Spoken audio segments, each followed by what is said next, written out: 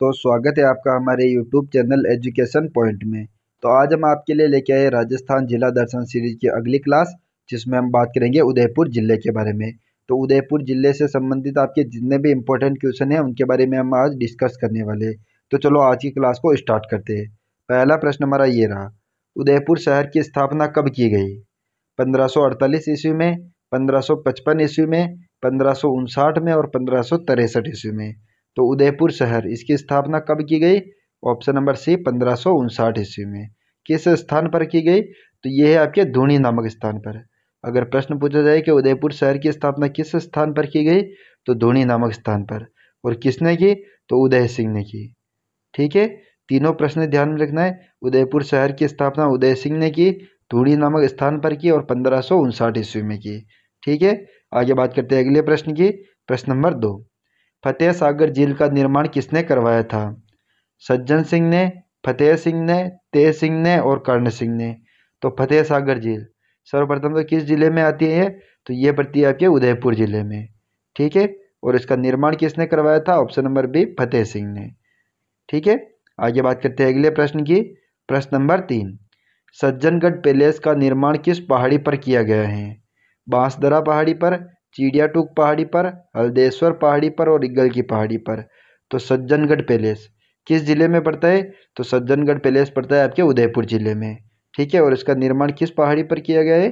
तो option number एक correct answer हो जाएगा, बांसदरा पहाड़ी पर। ठीक है, सज्जनगढ़ पैलेस का निर्माण उदयपुर के महाराणा सज्जन सिंह ने किया था तथा इसे उदयपुर का मुकुटमणि भी कहा जाता है। और इसका निर्माण किस पहाड़ी पर किया गया? बांसदरा पहाड़ी पर। अगर चिड़ियाटूक पहाड़ी की बात करें तो इस पर निर्माण किया गया मेहरानगढ़ दुर्ग का।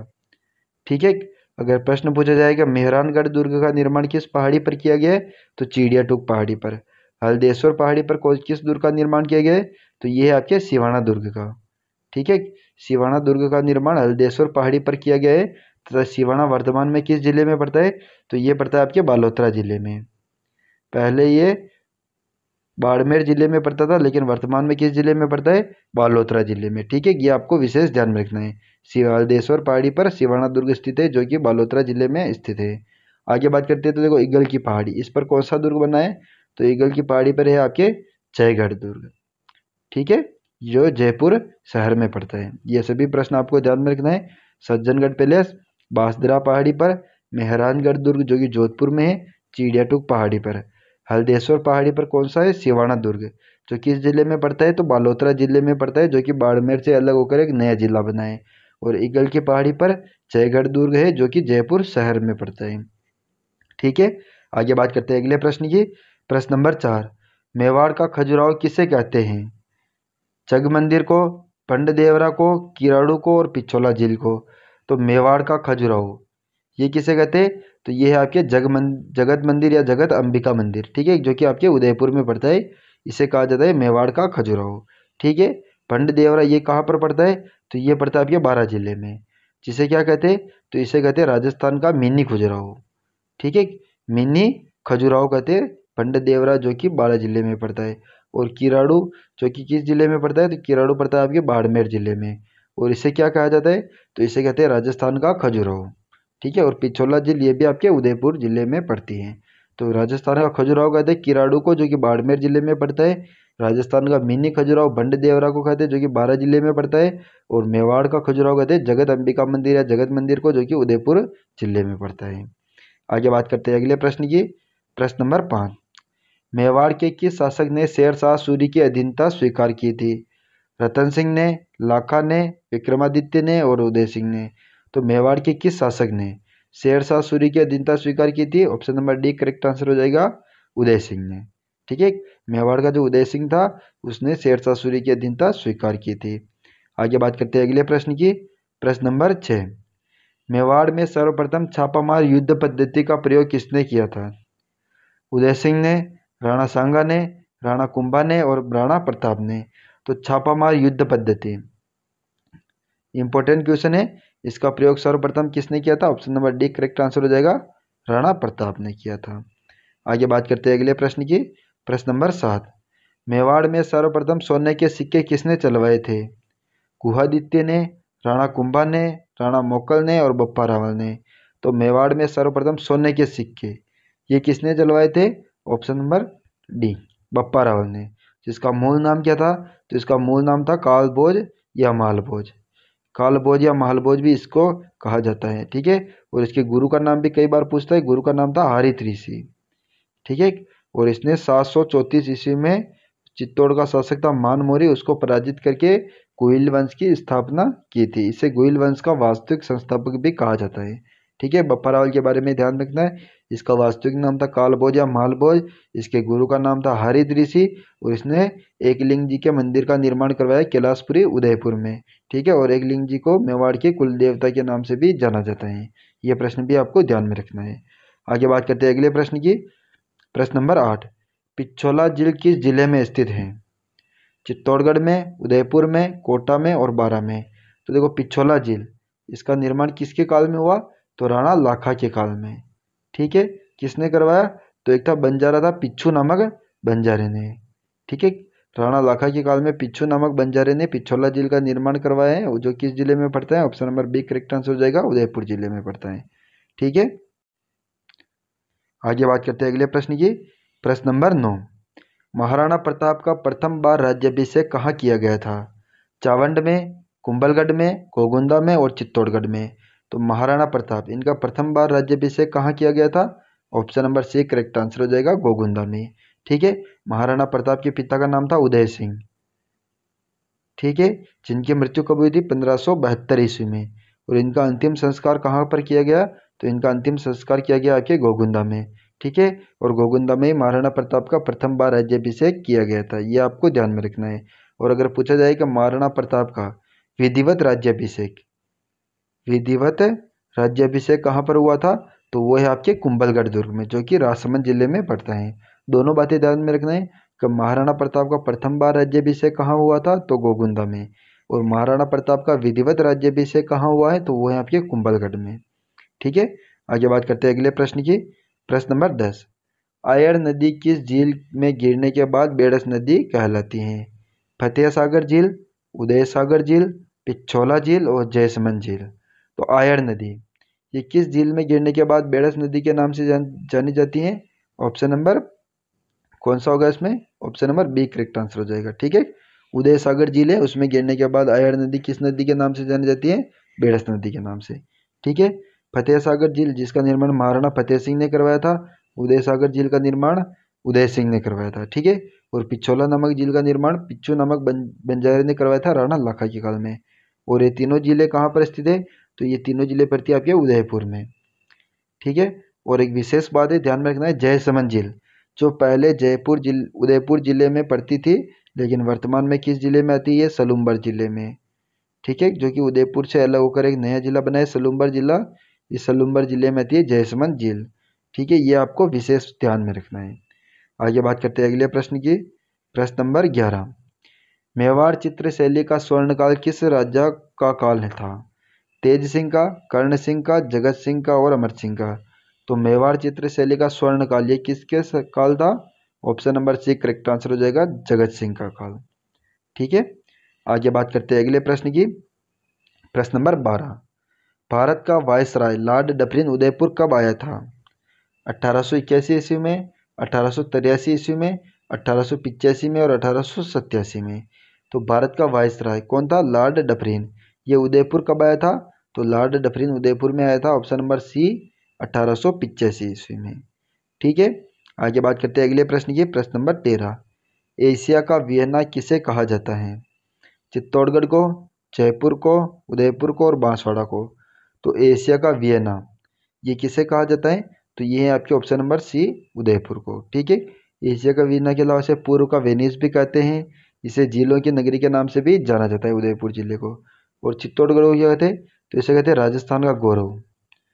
अगर राजस्थान का गौरव किसे कहा जाता है तो वो कहते हैं आपके चित्तौड़गढ़ को, ठीक है।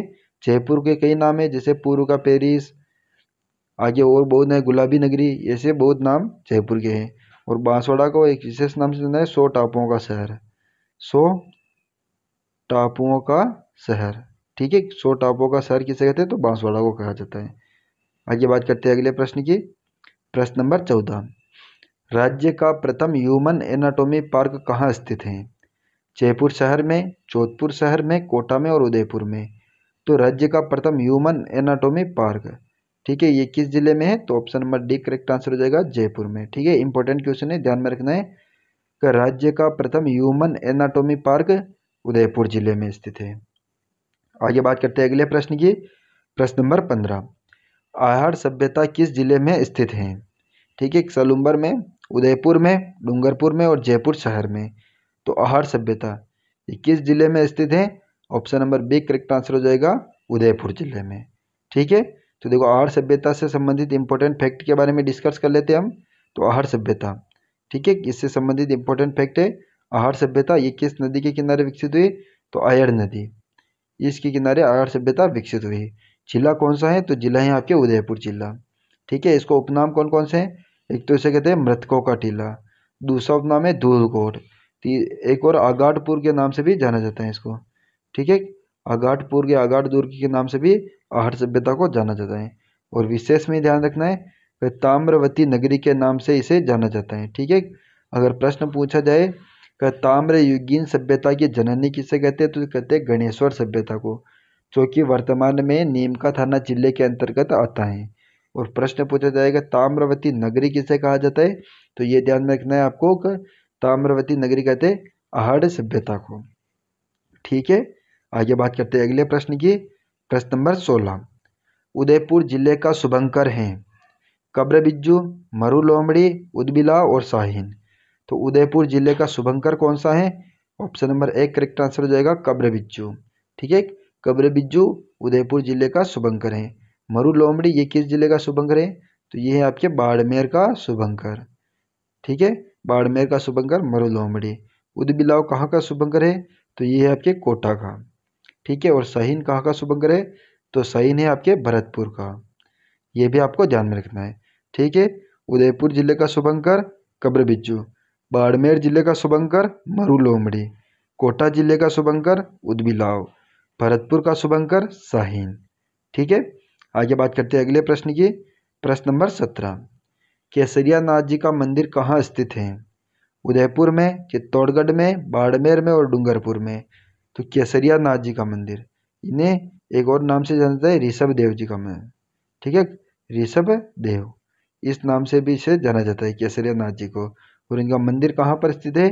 तो इसका मंदिर है ऑप्शन नंबर एक करेक्ट आंसर होगा उदयपुर में। और अगर स्थान पूछे तो होते दुलेव उदयपुर। ठीक है, केसरिया नाथ जी का मंदिर किस जिले में स्थित है? उदयपुर में। और स्थान पूछे तो दुलेव उदयपुर में। ठीक है, आगे बात करते हैं अगले प्रश्न की। प्रश्न नंबर 18, एकीकरण के कौन से चरण में उदयपुर को कौन सा विभाग मिला था? ठीक है, एकीकरण के चौथे चरण में उदयपुर को कौन सा विभाग मिला था? वन विभाग, खनिज विभाग, कृषि विभाग और शिक्षा विभाग। तो एकीकरण के चौथे चरण में option number B correct answer हो जाएगा, खनिज विभाग मिला था उदयपुर जिले को। आगे बात करते हैं अगले प्रश्न की।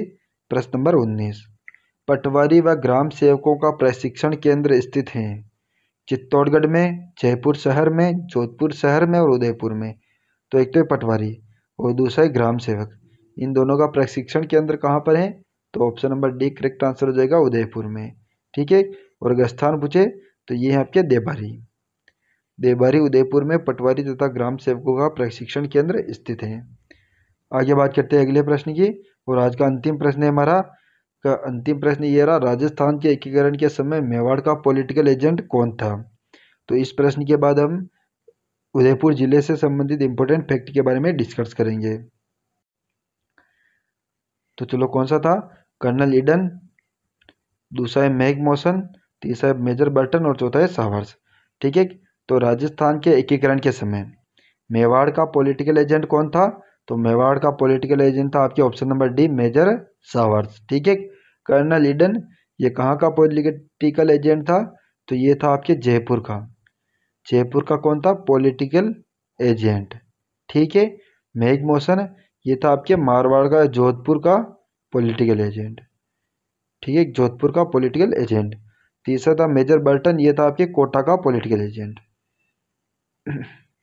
और चौथा है सावर्स, ये कहाँ का है? तो ये आपके मेवाड़ का पॉलिटिकल एजेंट है।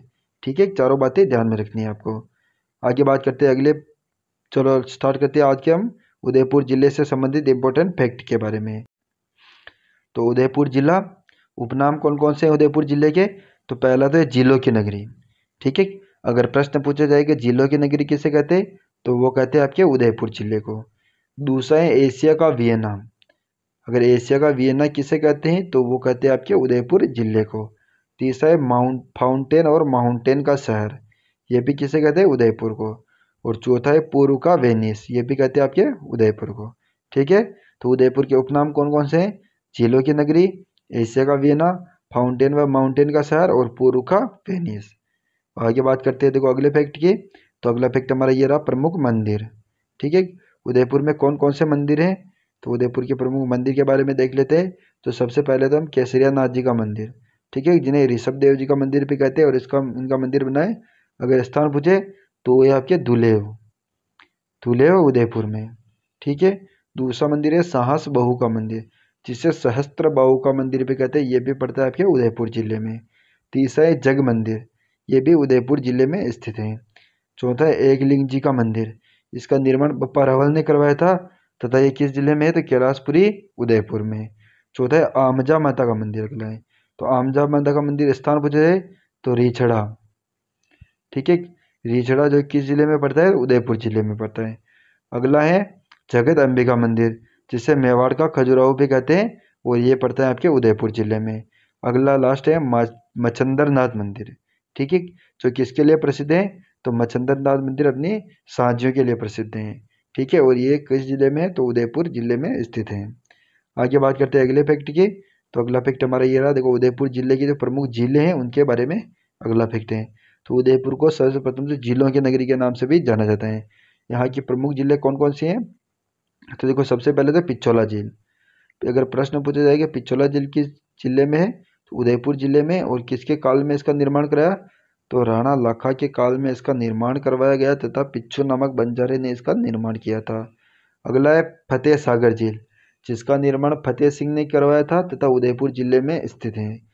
अगला है उदय सागर झील, जिसका निर्माण उदय सिंह ने करवाया, तथा उदयपुर जिले में स्थित है।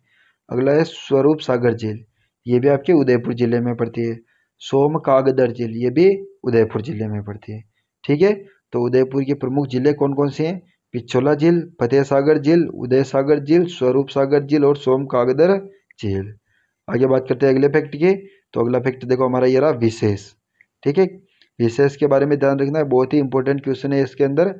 तो सबसे पहले देशहरो, ये किसे कहा जाता है, तो जरगा व रागा के बीच का जो हरा भरा क्षेत्र है उसको किस नाम से जाना जाता है, देशहरो के नाम से, ठीक है। अगर पूछा जाए मगरा, ये प्रश्न कई बार पूछा गया है मगरा के बारे में, ठीक है, इसको विशेष रट लेना मगरा।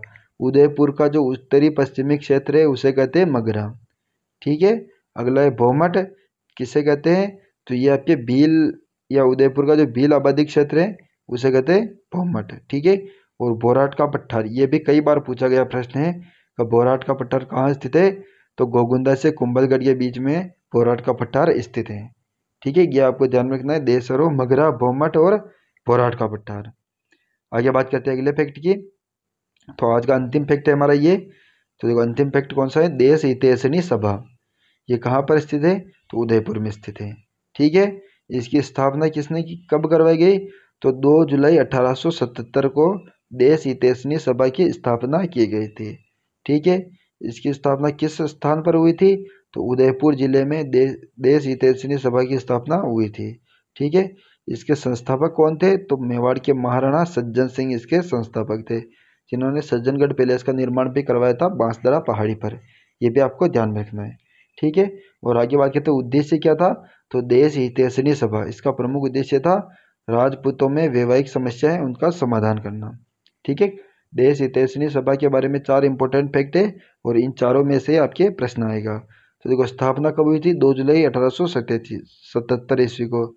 स्थान है उदयपुर जिले में, संस्थापक है महाराणा सज्जन सिंह, और उद्देश्य क्या है कि राजपूतों में जो वैवाहिक समस्या है उनका समाधान करना। तो ये रहा दोस्तों हमारा आज का वीडियो, जिसमें हमने बात की उदयपुर जिले से संबंधित आपके जितने भी इंपॉर्टेंट क्वेश्चन बन सकते हैं उन सभी के बारे में हमने डिस्कस किए हैं। तो हमें कमेंट करके जरूर बताएं कि वीडियो आपको कैसा लगा। अगर वीडियो पसंद आया तो वीडियो को लाइक करें, और चैनल पर नए हो तो चैनल को सब्सक्राइब करें।